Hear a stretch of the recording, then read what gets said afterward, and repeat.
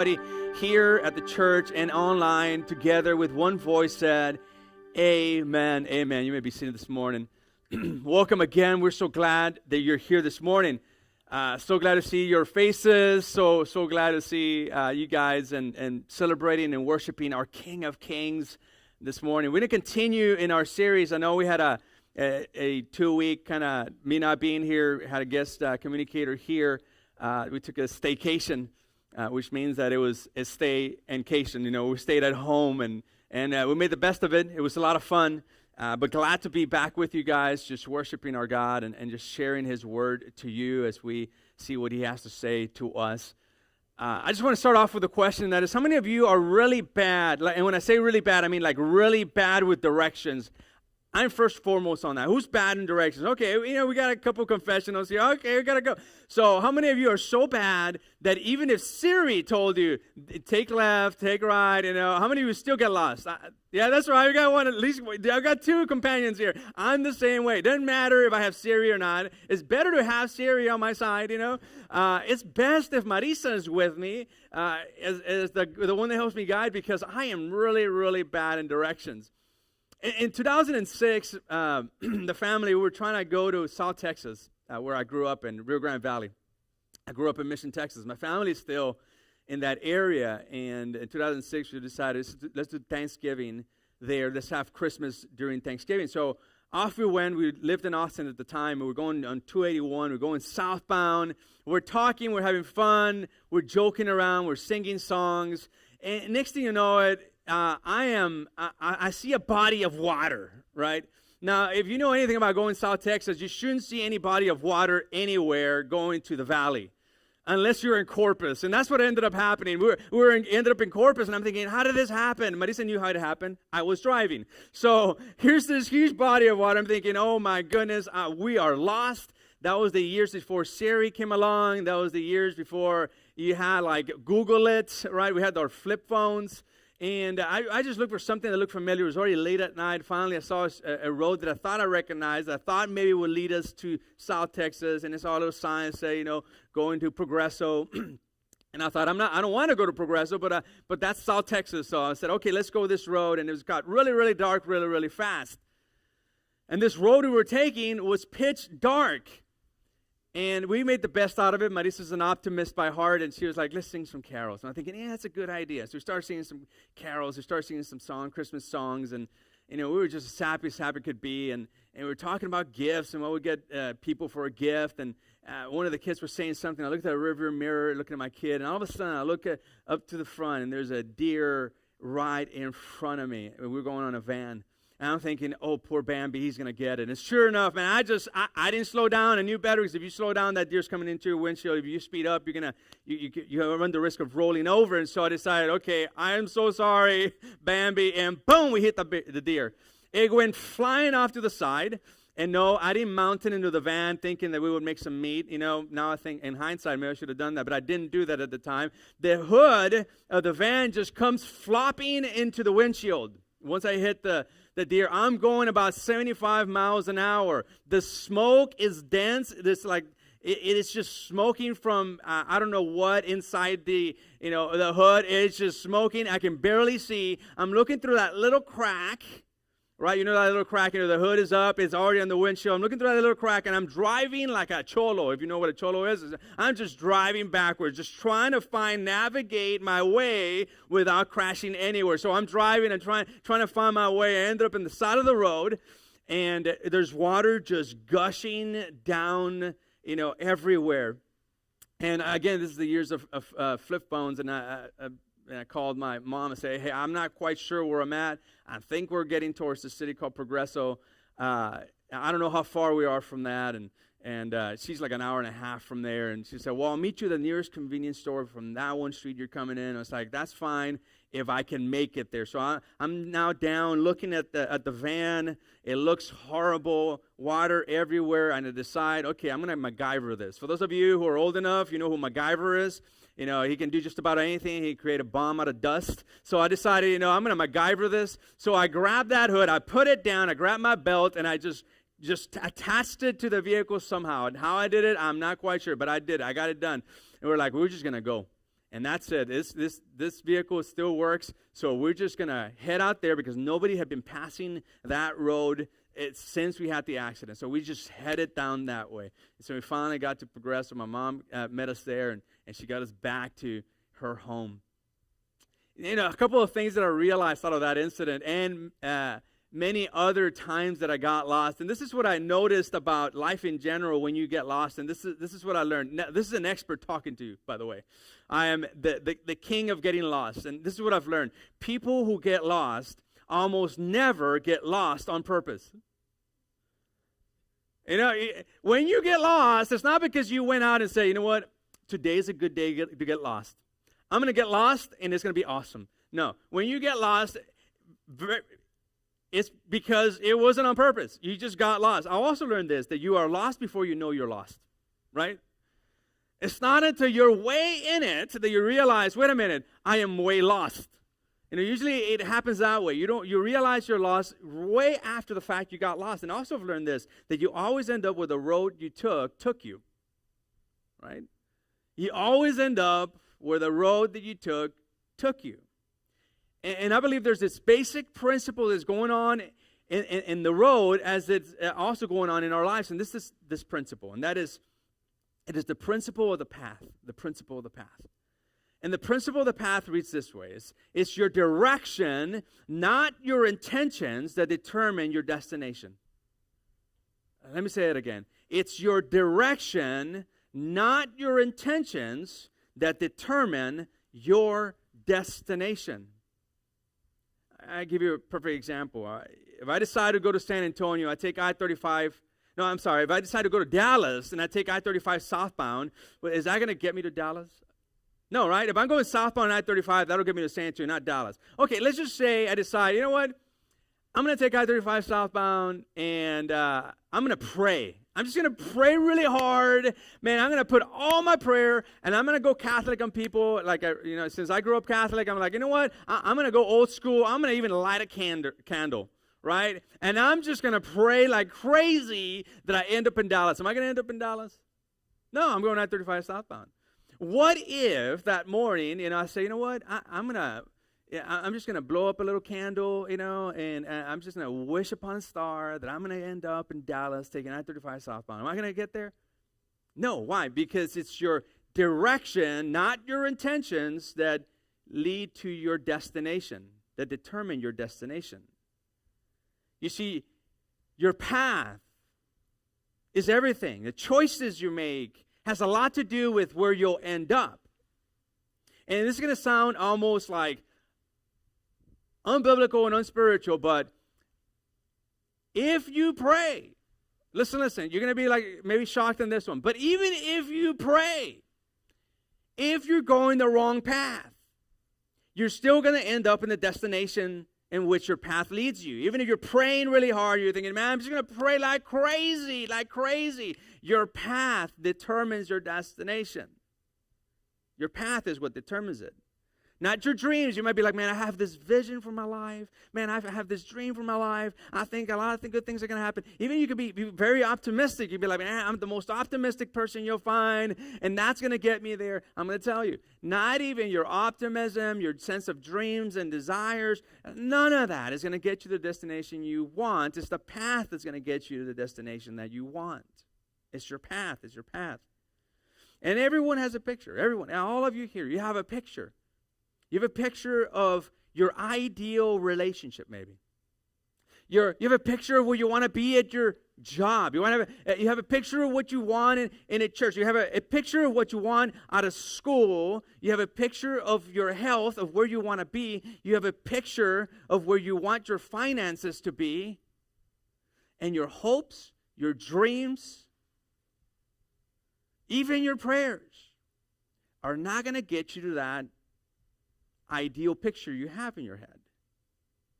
Listen. I'm not saying prayer is bad, that you shouldn't pray. No, that's not what I'm saying at all. What I'm saying is that at the end of the day, it's your path that determines your destination. Now, do we pray? Absolutely. Get in the right path, start praying, and see God work in your life. But you got to get to the right path. The right path. And this is the question for you guys this morning. This is the question. are your choices putting you in a path that is taking you closer or further away from your desired destination? Are your choices taking you further or closer to where you want to be in your finances, in your health, in your marriage, in your relationships? Are they taking you there? And some of you, listen, for some of you, this is really, really important. For some of you, you're on the wrong path, and you don't even know it. You're in the wrong path, and you have not yet even realized that you're on the wrong path. Some of you have arrived at a destination that you didn't plan on arriving there, and you don't know how you got there. So in other words, some of you are in a place now in any one of those areas in your life, and you're like, I don't know how I got there, but I know that I'm at in here right now, like I don't want to be there, but yet you don't know how you got there. And this is the basic principle in this series that I've been trying to unpack for you, and that is, it's often the small things that no one sees that result in the big things that everybody wants. It's often the small things that no one else sees that result in the big things that everybody wants. And that's true of our choices, because our choices put us in a path that lead us to a destination. So this morning, I'm not going to give you a quick fix,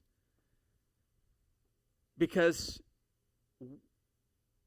where you're at right now, you didn't get there overnight. And this is speaking to some of you who are like, man, I don't like where I'm at right now. I don't like the state of life where I'm at right now. Listen, you didn't get there overnight, therefore you're not going to get out of there overnight. And so today's not a quick fix for us all, but it is the start of what could be for many of you that step towards the right direction where you want to end up, your destination. And so many of us know people that we're like, they're in a bad place. And we're like, of course they got there. Of course they got there. Because oftentimes it's real easy to look at somebody else and say, well, yeah, you can see it like a mile away. Some of you have friends, that's the case. You're like, I saw it from the beginning. And many of you can already have a person in mind that you're like, man, yes, when they arrived, or he or she arrived where they arrived, I saw that coming. Because from a backward perspective or from a long view perspective, it's real easy to see that somebody's in the wrong path, but it's really hard to see it when you're in it. There's this proverb in Proverbs chapter 7, verse 6, which I'm just going to summarize here for you this morning, where the person talking with his son, this is the King Solomon, he's talking to his son, and he's looking at this one man off his window. He's saying, this man is walking towards this woman. So he's walking towards this woman. And this woman that he's walking towards, she's married. She's been preparing herself. Her husband is out and about. He's not at home. She's already gone to the synagogue. She's giving her ritual rites. So she is, quote, clean. And therefore, he is going there on the path towards this woman's house that he shouldn't be at. And he's saying, look at him. He's going to the slaughter, and he doesn't even realize it. Why? Because oftentimes what we see is like we see it from a distance, but oftentimes when you're in it, you don't see it. So this is what I want to do this morning. I want to help us all get into the right path, whether we see it or not. Like, and for some of you, you're like, man, I think I'm on the wrong path, but I'm not quite sure. Whether you see it or not, this morning is going to be like learning how to get into the right path. And here's the first thing to do. The first thing to realize in getting into the right path. This is the first thing we all have to realize. We all have to kind of acknowledge, and this is this. Your choice matters. Your choice matters. What I choose today is where I end up tomorrow. The choices I'm making right now is going to determine where I end up tomorrow. We make decisions even when we don't think we're making decisions. Because some of us are like, man, I'm doing anything. I'm not going to do anything about that choice, about that decision. I'm just going to stand back and not make a choice at all. Even standing back and saying, I'm not going to make a choice at all, it's a choice in itself. It's a choice in itself to say, I'm just going to step back. I want you to go to Proverbs chapter 27, verse 12. Proverbs chapter 27, verse 12. It's a fantastic proverb. I just love it. It's one of those proverbs that for me is quintessential. It's one of those proverbs that, man, I keep on going back to. It's one of those proverbs I'm like, man, this really speaks to my heart. And this about this wise person versus a naive person. And they're in the same circumstance. In other words, the only difference in this proverb, the comparison between two people, is whether the person is wise versus the person being naive, because they confront the same situation. The only difference is that they respond differently. That's the only difference. So Proverbs chapter 27, verse 12, check it out. It says, the prudent or the wise person, they see danger. They see the danger ahead. They know that opportunity is really not an opportunity. The wise person sees that if I take that choice, that's going to result in something catastrophic. They see the danger. They know if I keep on going the direction that I'm going or the path that I'm going, that's going to end up in a really, really bad place. A wise person sees the danger. He understands the connection between his choices today and the outcome tomorrow. So what does he do? He takes refuge. He changes his path. That's what the wise person does. He sees the connection between the choices that are made and the destination or the outcome in which those choices inevitably end up with. That's the wise person. But I want you to see the naive person. It says, but the simple keep going. And the implication is the simple person, the naive person, they see the danger too. They sense the danger as well.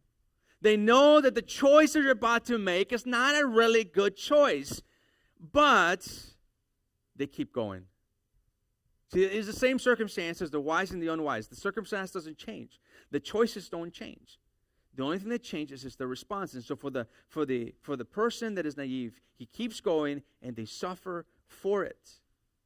You see, the naive person doesn't see oftentimes the connection, right? The connection between his choices and the inevitable outcome.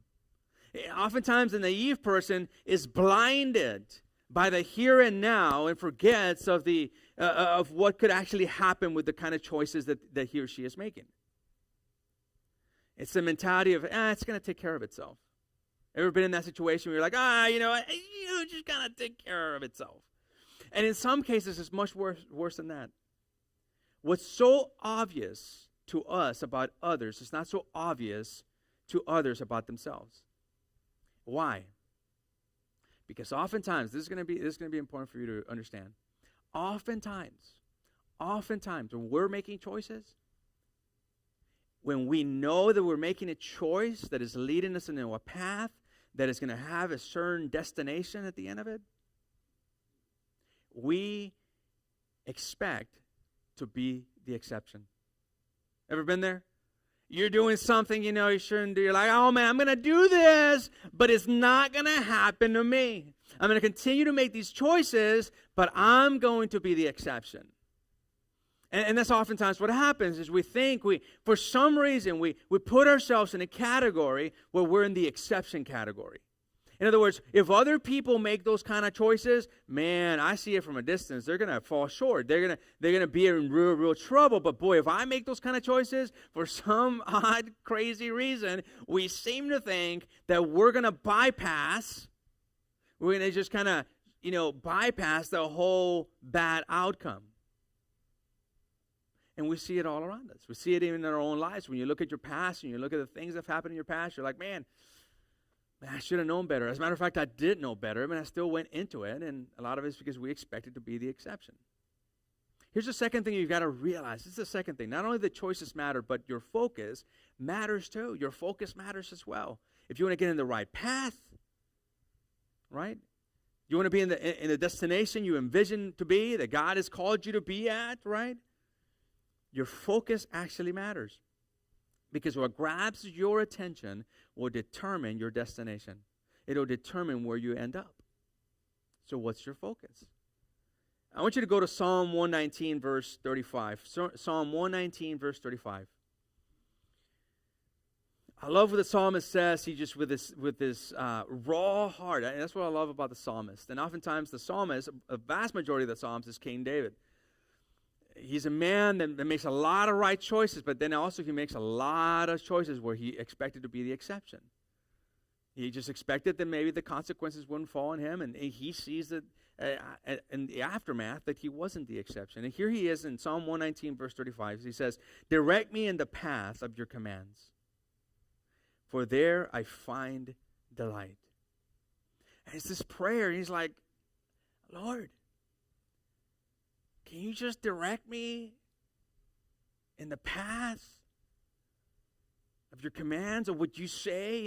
Lord, can you just direct me in the way you do things, your words, right? Like, Lord, will you just direct me that way? He's very open-minded. He's very open-hearted. Like, God, will you direct me in my path? It's like he's realizing, like, if I am just directed by myself, I'm inevitably going to choose choices that are not good. It's just like, can you be the one that directs me, God? For there I find delight. You will never be as content in your life as when you are following the path of God, as you're following the ways of Jesus. That's when you will be the most content. It says, there I find delight. When you're in the center of the will of God, when you're in the center and you know that you're following the ways, the words, and the works of the person of Jesus Christ, you will be in the most satisfied in Him and the most joyful in your life, anchored in who Jesus is or who God is. He says, turn my heart. In other words, turn my affections. The heart is the seat of decision making. It's also the heart, the seat of affection. It's like, man, stir my heart. May my heart be towards your statutes and not towards selfish gain. Man, all too often our focus is on us. What can I gain? How much money can I get? How much stuff can I get? How much me can I absorb into my me life, right? And it's like, no. He's like, no. Like, I want my affections to be stirred up for God, not towards stuff. It's stirred up for God, not stirred up to whatever desires I have. Why? Because your affections end up leading you where you're headed, your path. And then verse 37, it says, turn my eyes. Now he's talking about his attention. Say, not only my affections, God. Not only am I asking for you to direct me, to show me the path. Not only am I asking for you to just stir my heart, which he does, right? God won't call you to do something he's not stirring your heart to do, So it says, stir my heart, but then also he says, turn my eyes or my attention. I want to look at the things that you look at and help me turn my eyes away from worthless things. Things that don't matter, things that are not valuable really, things that make no real significance in the kingdom of God, things that make no significant impact in our spiritual walk. It says, preserve my life according to your word. So the question this morning for you, another question is this: what's grabbing your attention? What's grabbing your attention? Wherever you're at, whether it's here or watching online, what is grabbing your attention? Is it the extracurricular stuff?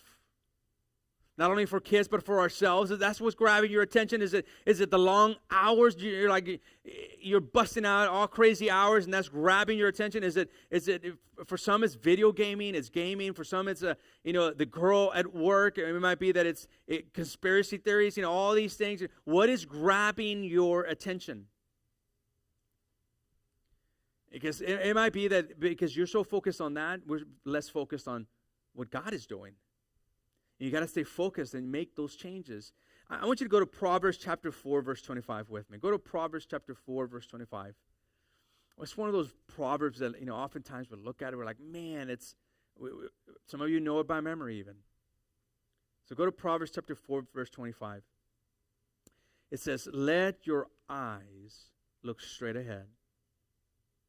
In other words, look towards what you're fighting for. Look towards your destination, the thing you want, the outcome that you desire, the ideal picture of what you would envision your relationships to be like, your finances to be like, your health to be like, your kids, your parenting to be like. He says, look ahead. Let your eyes look straight ahead. Look towards what you're fighting for. Look towards what God says. Fix your gaze directly before you. In other words, look out for dangers. Look out for the things that are going to get you off the path that God wants you to be at. Make level paths, or another way of saying it, make wise decisions. Make wise decisions for your feet, and take only ways that are firm. In other words, do only what gets you where you want to be. Don't mess around. That's another way of saying it. Just don't mess around. Don't mess around. There's dangers ahead. Just bypass that. Just don't mess around. Verse 27. Do not swerve to the right or to the left. Don't get distracted. In other words, don't get distracted. It's so easy to do. Don't get distracted. Keep your foot from evil. In other words, keep away from sin. Keep away from sin. Just keep your foot from evil. Here's the third thing. How to get back to the right path. How to get back in there. Because it's the small things that no one else sees that get you the big stuff that everybody wants. And that is, your submission matters. Not only does your choices matter, not only does your focus matter, but also your submission matters as well. And by submission, I mean submission to the will of God. Because submission to God, listen. Submission to God comes before direction from God. Submission to God comes before direction from God.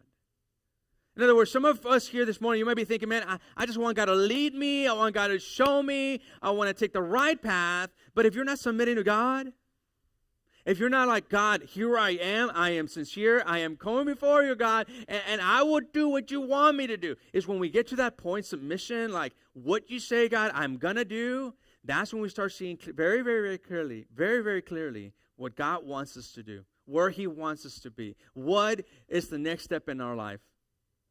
Submission to God matters. In Proverbs 3, verse 5, go there with this morning, Proverbs chapter 3, verse 5. A well-known proverb that I hope this morning just encourages you in ways that maybe it didn't before. It says trust. The word for trust literally had the connotation of go face down on the floor being dependent on God. Trust is you go to the floor, face down, just trusting God. Dependent on someone else. Depending on God. Trust in the Lord with all your heart. How much of your heart? Say it with me. How much? All. Say it again like you're like, man, I'm gonna say it so the online people hear it. How much of your heart should you depend? All of it. All of it. Trust in the Lord with all your heart. All of it. Do not depend on your own understanding. In other words, what seems right to us at the time may not be right at all. It might be so wrong for us. We can all acknowledge that there's human wisdom and there's spiritual wisdom. Sometimes we get trampled over in that. We think, okay, I'm just going to make the best decision based on the best information that I have. And we can do that, and oftentimes we do well with that. But he's saying this life is more than just trusting in yourself and trusting in the facts or trusting in the things you have before you. Start trusting in God as well. Trust in God primarily. And then in verse 6 it says, seek His will. Seek His will. In other words, acknowledge His authority over you in all you do, and He will show you which path to take. Did you notice? Seek and He will show you. Are you seeking? Because if you seek, He's going to show you. It's a promise. And notice that the promise is not like, I'm going to straighten out your path. Man, boy, you're taking a very crooked path, and it's not a really good path for you. God is going to, kind of iron out the kinks. He's going to kind of, work out your crooked path. No. It's saying, I'm going to show you a way radically different path. Because that's the way God does it. Because sometimes we think, oh, no, God, I like where I'm headed. I like this path, man. It's good. It feels good. I mean, it's like I'm being satisfied.